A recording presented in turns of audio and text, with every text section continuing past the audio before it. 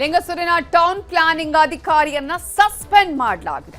ಲಂಚ ಕೇಳಿದ್ರು ಅಧಿಕಾರಿ ಶರಣಪ್ಪ ಇದೀಗ ಅಮಾನತಿಗೆ ಒಳಗಾಗಿದ್ದಾರೆ. ಇದು ನಿಮ್ಮ ನ್ಯೂಸ್ 18 ಕನ್ನಡದ ಬಿಗ್ ಇಂಪ್ಯಾಕ್ಟ್. ಲೇಔಟ್ ಅಪ್ರೂವಲ್ಗೆ 3.60 ರೂಪಾಯಿ ಲಕ್ಷವ ಲಂಚವನ್ನ ಕೇಳಿದ್ರು ಶರಣಪ್ಪ. ದೃಶ್ಯ ಸಮೇತವಾಗಿ ನಿಮ್ಮ ನ್ಯೂಸ್ 18 ಕನ್ನಡ ಪ್ರಸಾರ ಮಾಡಿತ್ತು. ಇದೀಗ ನಗರಾಭಿವೃದ್ಧಿ ಇಲಾಖೆ ಅಮಾನತು ಆದೇಶವನ್ನ ಹೊರಡಿಸಿದೆ.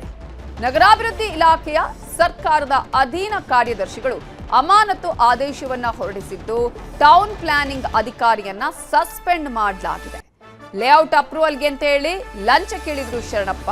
ದೃಶ್ಯ ಸಮೇತವಾಗಿ ನ್ಯೂಸ್ 18 ಕನ್ನಡ ದೃಶ್ಯದ ಸಮೇತವಾಗಿ ಅದನ್ನ ಪ್ರಸಾರ ಮಾಡಿದ್ದು.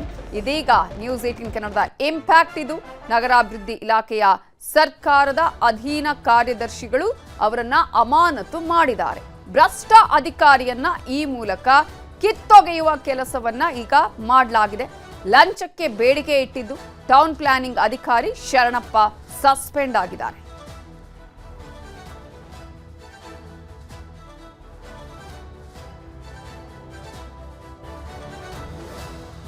ಇದೇ ವಿಚಾರಕ್ಕೆ ಸಂಬಂಧಪಟ್ಟ ಹಾಗೆ ಇನ್ನಷ್ಟು ಡೀಟೇಲ್ಸ್ ಕೊಡೋದಕ್ಕೆ ನಮ್ಮ ರಿಪೋರ್ಟರ್ ವಿಶ್ವನಾಥ್ ಫೋನ್ ಸಂಪರ್ಕದಲ್ಲಿ ಜಾಯಿನ್ ಆಗಿದ್ದಾರೆ. ವಿಶ್ವನಾಥ್, ಈಗಾಗಲೇ ನಿನ್ನೆ ಈ ಒಂದು ಸುದ್ದಿಯನ್ನ ಪ್ರಸಾರ ಮಾಡಿದ್ವಿ. ಯಾವ ರೀತಿಯಾಗಿ ಲಂಚಕ್ಕೆ ನೇರವಾಗಿ ಕೇಳುವಂತಹ ಕೆಲಸಗಳನ್ನ ಆಗ್ತಾ ಇದೆ ಅನ್ನುವಂಥದ್ದು. ಇದೀಗ ಈ ವಿಚಾರದಲ್ಲಿ ನ್ಯೂಸ್ 18 ಕನ್ನಡದ ಇಂಪ್ಯಾಕ್ಟ್ ಯಾವ ರೀತಿಯಾಗಿದೆ?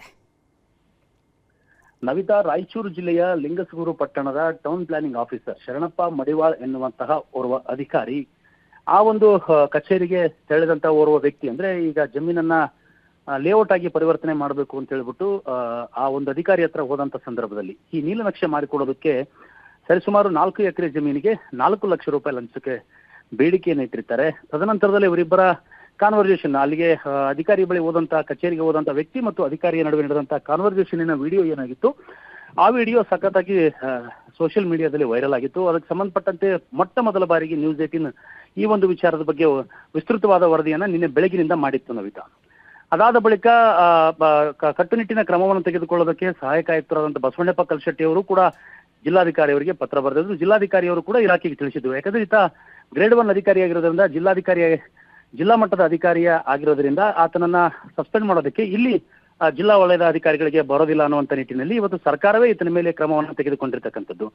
ನವಿತಾ, ಇಲ್ಲಿ ಕೇವಲ ತಾನೊಬ್ಬ ಲಂಚ ಪಡೆಯೋದಲ್ಲ, ಆ ಒಂದು ಲಂಚದ ಹಣದಲ್ಲಿ ಸಚಿವರಿಗೂ ಕೂಡ ಪಾಲು ಕೊಡಬೇಕು ಎನ್ನುವಂತಹ ವಿಚಾರವನ್ನ ಆ ವಿಡಿಯೋದಲ್ಲಿ ಈತ ಸ್ಪಷ್ಟಪಡಿಸಿದ್ದ. ಹೀಗಾಗಿ ಈ ಒಂದು ನಗರಾಭಿವೃದ್ಧಿ ಇಲಾಖೆಯ ಸಚಿವರಿಗೂ ಕೂಡ ಇದೊಂದು ರೀತಿಯಲ್ಲಿ ಕಳಂಕ ತಟ್ಟಿತ್ತು ಅಂತಾನೆ ಹೇಳ್ಬೋದು. ಯಾಕಂತ ಕೇಳಿದ್ರೆ ಎಲ್ಲೋ ಒಂದು ಕಡೆ ಸಚಿವರ ಹೆಸರನ್ನು ಹೇಳಿರ್ತಕ್ಕಂಥದ್ದು ಸಾಕಷ್ಟು ಕಡೆ ಈಗ ಇಡೀ ರಾಯಚೂರು ಜಿಲ್ಲೆಯಾದ್ಯಂತ ಸಚಿವರಂದ್ರೆ ಯಾರು, ಜಿಲ್ಲಾ ಉಸ್ತುವಾರಿ ಸಚಿವರು ಅಥವಾ ನಗರಾಭಿವೃದ್ಧಿ ಇಲಾಖೆಯ ಸಚಿವರು ಅನ್ನುವಂಥ ಪ್ರಶ್ನೆ ಸಾರ್ವಜನಿಕರಲ್ಲಿ ದಟ್ಟವಾಗಿ ಮೂಡಿತ್ತು. ಇದಕ್ಕೆ ಸಂಬಂಧಪಟ್ಟಂತೆ ಸಚಿವರು ಕೂಡ ಗರಂ ಆಗಿದ್ರು ಎನ್ನುವಂಥ ವಿಚಾರ ಕೂಡ ನಮಗೆ ತಿಳಿದು ಬಂದಿತ್ತು. ಆ ಹಿನ್ನೆಲೆಯಲ್ಲಿ ಇವತ್ತು ಈ ನಗರಾಭಿವೃದ್ಧಿ ಇಲಾಖೆ ಏನಿದೆ, ಇಲಾಖೆ ಅಧೀನ ಕಾರ್ಯದರ್ಶಿಗಳು ಇವತ್ತು ಈ ಒಂದು ಕರ್ತವ್ಯ ಲೋಪದ ಅಡಿಯಲ್ಲಿ ಯಾವೊಬ್ಬ ಸರ್ಕಾರದ ಅಧಿಕಾರಿ ಸಾರ್ವಜನಿಕರ ಜೊತೆ ನಡೆದುಕೊಳ್ಳಬಾರದ ರೀತಿಯಲ್ಲಿ ನಡೆದುಕೊಂಡು ಇಡೀ ಇಲಾಖೆಗೆ ಒಂದು ಅಗೌರವವನ್ನು ತಂದಿದ್ದಕ್ಕಾಗಿ ಈತನನ್ನ ಅಮಾನತು ಮಾಡಿ ಇವತ್ತು ಆದೇಶವನ್ನ ಮಾಡಿದ್ದಾರೆ. ಈ ಒಂದು ಶರಣಪ್ಪ ಮಡಿವಾಳ್ರು ಏನಿದಾರಲ್ಲ ನವಿತಾ, ಕೇವಲ ರಾಯಚೂರು ಜಿಲ್ಲೆಯ ಲಿಂಗಸೂರು ಪಟ್ಟಣದ ಟೌನ್ ಪ್ಲಾನಿಂಗ್ ಆಫೀಸರ್ ಮಾತ್ರ ಅಲ್ಲ, ಯಾದಗಿರಿ ಜಿಲ್ಲೆಯೂ ಕೂಡ ಈತನ ವ್ಯಾಪ್ತಿಗೆ ಒಳಪಡ್ತಿತ್ತು. ಅಲ್ಲಿಂದ ಪ್ರಭಾರಿಯಾಗಿ ಈತನನ್ನ ಈ ಒಂದು ಲಿಂಗಸೂರು ಪಟ್ಟಣದ ಟೌನ್ ಪ್ಲಾನಿಂಗ್ ಆಫೀಸ್ಗೆ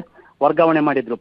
ಪ್ರಭಾರಿ ಅಧಿಕಾರಿಯಾಗಿ ಬಂದಂತ ಶರಣಪ್ಪ ಅಂಗಡಿಯ ಶರಣಪ್ಪ ಮಡಿವಾಳರ ಇತಿಹಾಸವನ್ನು ನೋಡೋದಾದ್ರೆ ನವಿತಾ 2022ರಲ್ಲಿ ಲೋಕಾಯುಕ್ತ ಬಲೆಗೆ ಸಿಕ್ಕು ಈ ಹಿಂದೆಯೂ ಕೂಡ ಈತ ಲಂಚ ಪಡಿತಕ್ಕಂಥ ಸಂದರ್ಭದಲ್ಲಿ ಅಮಾನತಾಗಿದ್ರು ಎನ್ನುವಂತ ವಿಚಾರ ಇದೀಗ ತಿಳಿದು ಬಂದಿರತಕ್ಕಂಥದ್ದು. ಮತ್ತೊಂದು ಕಡೆ ಈತ ಕಚೇರಿಗೆ ಬರದೇನೆ ಇವತ್ತು ಡಾಬಾಗಳಲ್ಲಿ ಕೂತು ಎಣ್ಣೆಯನ್ನ ಹೊಡೆದು ಊಟ ಮಾಡಬೇಕಾದಂತ ಸಂದರ್ಭದಲ್ಲಿ ಫೈಲ್ಗಳನ್ನ ಅಲ್ಲಿಗೆ ತರಿಸ್ಕೊಂಡು ಇವತ್ತು ಹಣವನ್ನ ಪಡೆದು ಸಹಿಯನ್ನ ಮಾಡ್ತಾ ಇದ್ರು ಅನ್ನುವಂಥ ಆರೋಪಗಳು ಕೂಡ ಈಗ ಮೇಲಿದ್ದ ಮೇಲೆ ಈಗ ಕೇಳಿ ಬರ್ತಾ ಇದಾವೆ. ಹೀಗಾಗಿ ಇಂತಹ ಒಬ್ಬ ಅಧಿಕಾರಿ ಇಲಾಖೆಯಲ್ಲಿ ಇರೋದ್ರಿಂದ ಇಡೀ ಇಲಾಖೆಗೆ ಒಂದು ಕೆಟ್ಟ ಹೆಸರು ಬರ್ತದೆ ಎನ್ನುವಂತಹ ವಿಚಾರವನ್ನ ಅರಿತುಕೊಂಡಂತಹ ಇಲಾಖೆಯ ಅಧೀನ ಕಾರ್ಯದರ್ಶಿಗಳು ಈತನನ್ನ ಅಮಾನತುಗೊಳಿಸಿ ಈಗ ಆದೇಶ ಮಾಡಿದ್ದಾರೆ. ಈ ಒಂದು ಹಿನ್ನೆಲೆಯಲ್ಲಿ ಕರ್ತವ್ಯ ಲೋಪ ಮತ್ತು ಜೊತೆಗೆ ಸಾರ್ವಜನಿಕರ ಜೊತೆಗೆ ನಡ್ಕೊಳ್ಳಬಾರದ ರೀತಿಯಿಂದ ನಡ್ಕೊಂಡಿರತಕ್ಕಂಥ ಹಿನ್ನೆಲೆಯಲ್ಲಿ ಈತನನ್ನ ಈಗ ಅಮಾನತುಗೊಳಿಸಿ ಆದೇಶ ಮಾಡಲಾಗಿದೆ ನವಿತಾ.